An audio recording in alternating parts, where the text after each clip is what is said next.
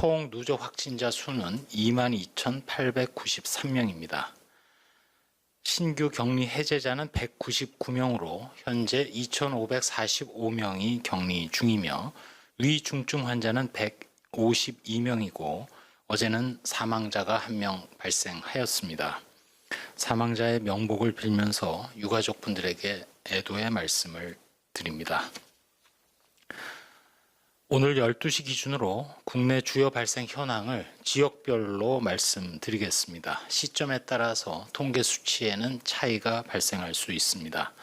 먼저 서울특별시입니다. 지난 8월 15일 도심 집회와 관련해서 4명이 추가되어 현재까지 총 613명의 확진자가 발견되었고, 강남구 동훈산업개발과 관련해서 지난 9월 15일 첫 확진자 발생 후 조사 과정에서 23명이 추가로 확진되어 현재까지 총 24명의 확진자가 발견되었습니다. 수도권의 지인 모임과 관련해서 9명이 추가되어 현재까지 총 누적 확진자는 10명입니다. 서대문구 세브란스 병원과 관련해서 2명이 추가되어 총 48명의 확진자가 발견되었습니다.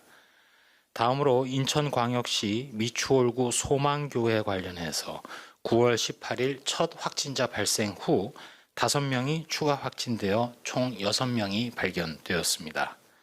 경기도입니다. 고양시 정신요양시설 박예원과 관련해서 조사 중 1명이 추가됨으로써 누적해서 총 19명의 확진자가 발견되었고, 광명시 기아자동차와 관련해서는 2명이 추가되어 총 누적 확진자는 16명입니다. 해외 유입 확진자는 4명입니다. 추정 유입 국가는 네팔 2명 등입니다. 치료제와 관련해서 연구개발 현황 등 말씀드리겠습니다. 먼저 치료제인 렘데시비르와 관련해서는 현재까지 58개 병원에 총 416명의 환자에게 공급이 완료되었습니다.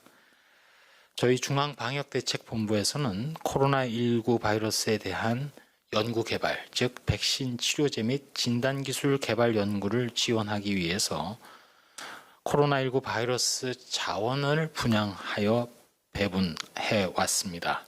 이제까지 총 154개 기관에서 신청을 주셨기에 일단 이 중 142개 기관에 분양을 완료하였고, 분양 목적에 따라서는 백신 및 치료제 연구 그리고 진단기술 연구 등이 가장 많았습니다.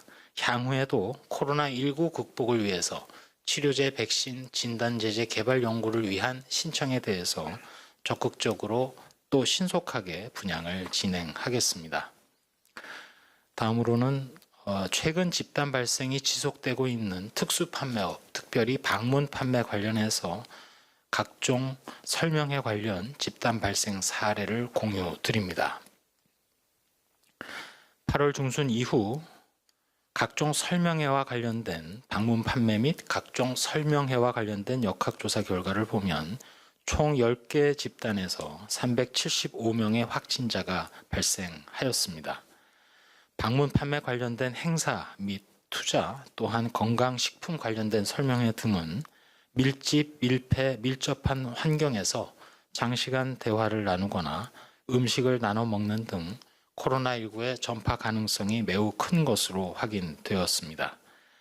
이러한 위험 상황에 대해서 감염 차단을 위해서 방문 판매업의 각종 소모임, 투자 설명에 대한 점검을 강화하고 확진자가 발생하는 경우 구상권 청구도 적극적으로 시행하겠습니다. 고위험 시설인 방문 판매업체는 집합금지 명령을 준수하고 중장년층께서는 방문 판매와 관련된 행사나 투자 그리고 각종 설명회 등에는 참여하지 말아 주실 것을 거듭 강조하고 또한 당부드립니다. 행정안전부에서 운영 중인 안전신문고와 관련해서 최근 신고된 주요 사례를 하나 말씀드리면, 불법 포장마차에서 비좁은 공간에 거리두기 없이 손님들이 밀집하여 취식을 하고 현금 결제를 하는 등 유사시 방문자 파악이 어려울 것 같다는 우려사항이 신고된 바 있습니다. 거듭 주말 중입니다만 코로나19 감염 전파 예방을 위하여 불효불급한 외출 모임 등은 취소하거나 연기해 주실 것을 요청드리고, 불가피하게 외출하실 경우에도 마스크를 꼭 착용하되 제대로 착용해 주시기 바랍니다. 거듭 다시 한번 강조드립니다만 방문 판매 설명회 등 각종 설명회, 또 각종 체험 행사 등은 3일에 코로나19의 위험한 상황이 유발되기 때문에 가지 말아 주실 것을 거듭 당부드립니다. 마지막으로 한 말씀 올리도록 하겠습니다. 국내 코로나19 발생 규모가 계속 100명대를 지속하면서 느린 속도이긴 하지만 감소세를 유지하고 있습니다. 폭발적인 증가를 억제하는 데는 일단 성공했지만 최근 2주간 감염 경로 조사 중인 비율이 증가하고 있습니다.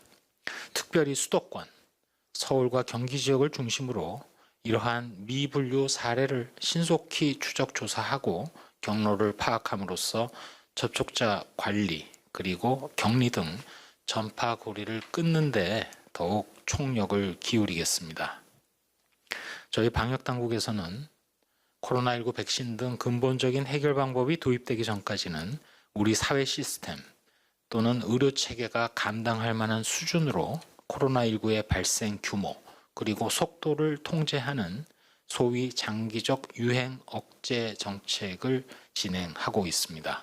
이러한 장기 유행 억제 전략은 방역 대책, 의료 체계, 그리고 국민 여러분들의 생활 방역 세 가지가 통합적으로 이루어져야 하는 것이 핵심입니다.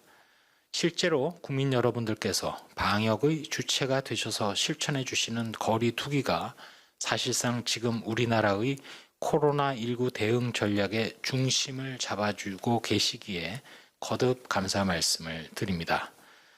오늘 하루도 또 앞으로도 매일 실천하게 되는 거리 두기의 효과는 이후 추석과 맞물려서 그 이후 국내 발생 규모에 반영될 것입니다. 최근 유럽 상황을 이미 말씀드린 바 있습니다. 유럽을 보시듯이 금년 동절기, 겨울까지 갈 것도 없이 북반구에서는 지금 당장이라도 폭발적으로 코로나19가 급증할 가능성이 있다는 것을 우리는 알게 됩니다. 지금까지 잘 해주신 대로 계속 거리두기에 임해 주시고 인내해 주시기를 거듭 부탁드리고, 이번 주말에도 거리두기와 마스크, 그 다음에 손 위생 실천을 당부드립니다. 백신 개발과 관련해서 잠깐 말씀을 드린다면 지난 2009년 우리는 신종플루를 경험한 바 있습니다. 당시 우리나라는 세계에서 9번째로 신종플루 백신을 준비해서 양은 2,500만 도즈입니다만 3개월에 걸쳐서 우선 접종 대상자 약 1,400만 명을 접종하였습니다. 이후 확대된 대상자 50만까지 접종을 해본 경험을 가지고 있고, 매년 국가 필수 예방접종 사업을 실시하는 등 우리에게는 코로나19 백신 접종을 앞두고 많은 자산과 경험이 있습니다. 그렇지만 이번에 코로나19는 훨씬 더 어려운 상황입니다. 우선 백신의 접종 횟수가 아마도 2회로 예상이 됩니다.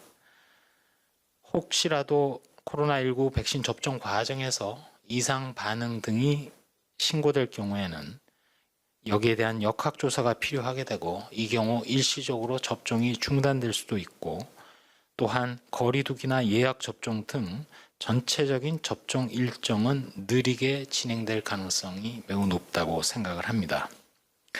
백신이 전 세계적으로 개발되고 확보되더라도 우리는 접종이 먼저 시작된 국가의 초기 50만 건 이상, 한 100만 건에 이르는 접종을 보면서 그 접종의 경과, 부작용의 발생 여부 등을 찬찬히 살피고 이후에 안전하게 그리고 완벽하게 접종을 시작하는 방법도 있을 것이라고 고민하고 있습니다. 거듭 말씀드립니다만 국민의 안전을 최우선으로 해서 다양한 고려사항들을 전문가와 함께 논의하고 향후 접종 계획 수립에도 만전을 기하겠습니다. 지금 당장은 국민 여러분들이 실천해 주시는 거리 두기를 통해서 유행을 계속 억제하면서 규모도 줄이고 저희 방역 당국은 분골 쇄신의 자세로 철저한 역학조사를 통해서 확산을 최대한 막도록 하겠습니다.